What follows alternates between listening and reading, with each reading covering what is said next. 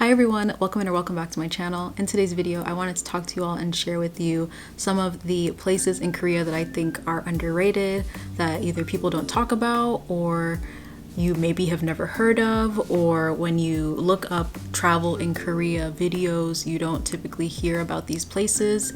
So I thought I would share with you my experience of going to these places and why I think that they are underrated and why I think that you should check them out if you are ever in Korea.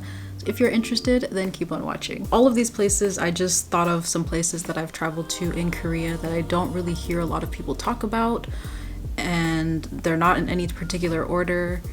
But the first one that I wanted to start with is one that I recently went on a solo trip to, which is Ulsan. I made a travel vlog of my experience being in Ulsan and I absolutely loved the city. To be fair, it was very cold. I didn't do as much traveling as I wanted to do within Ulsan, but I do still think that I had a really good time. I feel like Ulsan is really great if you're really into nature and landscapes and hiking and seeing beautiful sights. That's a really good option. If you are into those things, then Ulsan should definitely be on your list. Ulsan is located on the southeastern coast of Korea near Busan and Daegu. Very easy to get to. You can fly to Ulsan, they have an airport. You can also take the KTX. I do believe they're opening a new train station in the middle of Ulsan city. They also do have bus terminals that you can take the bus to Ulsan, so it's very accessible to get to. The next place that I wanted to mention is Gongju. If you have not heard of Gongju, Gongju is located around the middle of Korea in the Chungnam province. Gongju is a very important city to Korean history. It has a lot of historic elements to it, like the Gongsan-song Fortress, which is super beautiful if you want to see a really great view of Gongju city. And you can also see like Sejong and Daejeon in the distance, which is really nice. There's also some royal tombs. Gongju is very important in Korean history in the Baekje period. So you can find a lot of museums, a lot of historical places that you can visit in Gongju. It's a very slow city vibe. It kind of reminds me of Jeonju. Gongju is much smaller than Jeonju, but it does have like the same kind of slow city vibe to it. I really liked Gongju, and what's really nice about it is that it was very easy to access from Sejong, which is where I used to live, which is also next on this list. This may be a little bit biased because I did live in Sejong for 2 years, but I do think that Sejong is a bit underrated. I take fault in this in part because I do remember when I first started my channel and I was living in Sejong, I kind of talked bad about Sejong. It wasn't just me, there was a lot of people that talk badly about Sejong, that it's boring, it's a new city, there's nothing there, no one wants to live there, there's no young people, it's just kids and government workers. And yeah, it's kind of true. But Sejong is always changing and always evolving. It's definitely changed a lot since I've left, and even while I was living in Sejong. I think during the height of the pandemic in 2020, when we all were basically not really allowed to leave our homes, I was stuck in Sejong, and I had so many plans of traveling around Korea and also outside of Korea that I couldn't do, and I was very limited to basically only staying in Sejong. So I really had to explore Sejong and just find ways to keep myself not bored all the time. And in that time I realized that by listening to what other people were saying about Sejong and not actually going out and seeing what there was to do in Sejong and how things actually were, I realized I was just limiting myself and not really giving the city a chance. Sejong has grown so much from the time that I started living there. There's now like a central park area that they've built, which is near the lake park. They have a new arboretum. They also have a recreational forest, which I've been to quite a few times, which is super peaceful. I feel like a lot of people actually don't know about it, which is why I love going there, because it's always peaceful. It's a little bit difficult to access by the bus, so you can just easily take a taxi. So peaceful, so beautiful, so worth going to. Another great thing about Sejong is that it is located in the center of Korea, so you can easily access anywhere in Korea.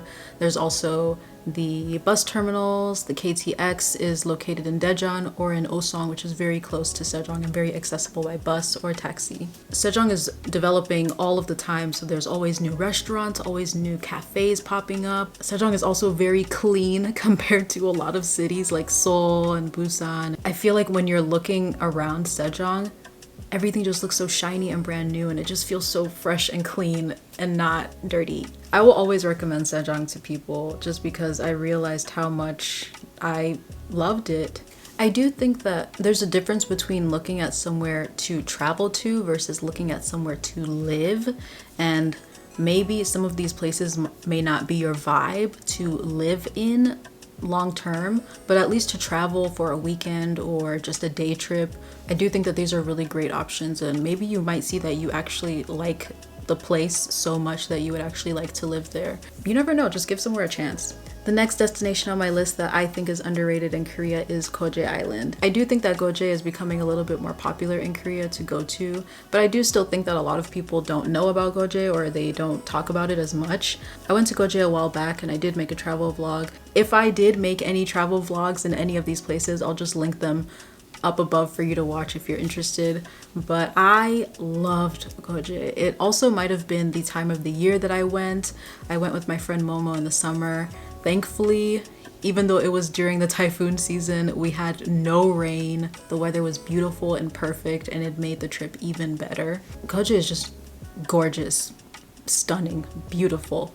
But I will say, if you're traveling by bus, be prepared for a lot of waiting or really long bus rides. It is better if you have a car, or if you are traveling in a really big group and you can split the taxis between each other. That would be really great. But Goje is just stunning, absolutely stunning. Everywhere we went, I was just in awe because it was just more beautiful than it looked in the photos. Goje is a lot of nature. There's also Uedo Botania, which is kind of like this kind of botanical garden island that you have to take a ferry from Goje to.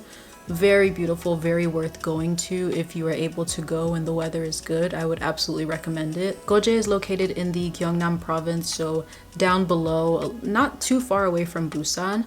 And also in the Gyeongnam province is Hadong, which I recently went to with my friend Momo again.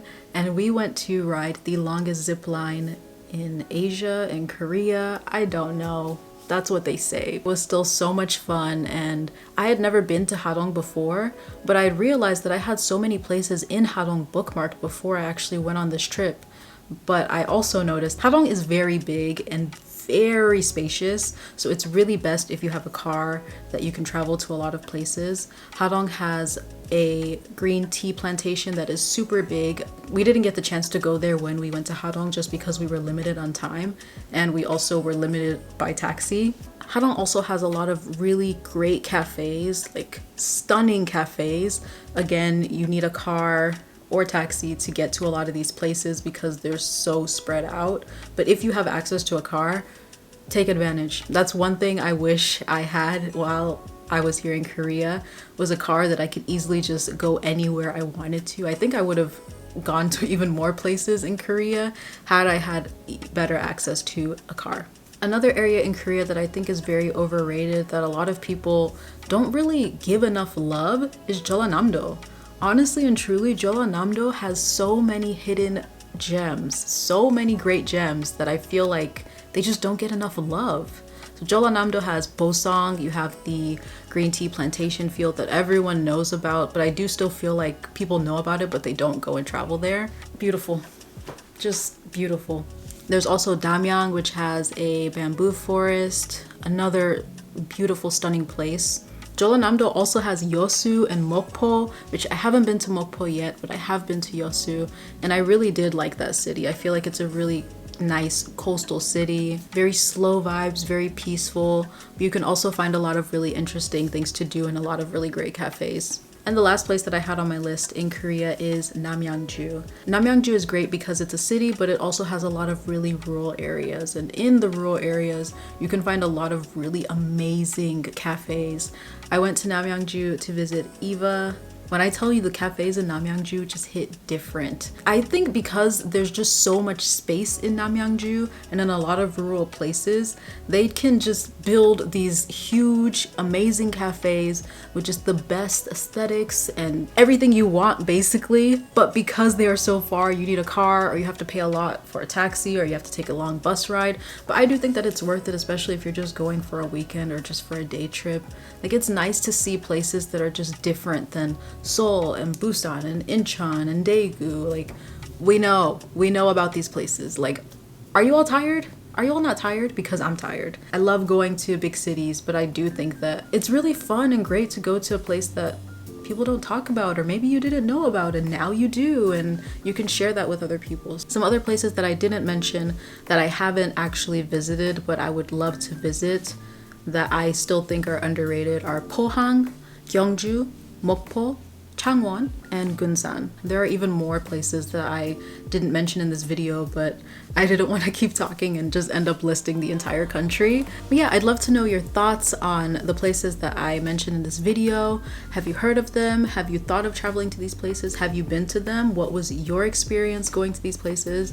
Please share them in the comments below, or if you have any other underrated places in Korea, please share them in the comments. I'm sure that so many other people would love to hear them and add them to their list. Thank you so much for watching, and I will see you hopefully in my next video. Bye!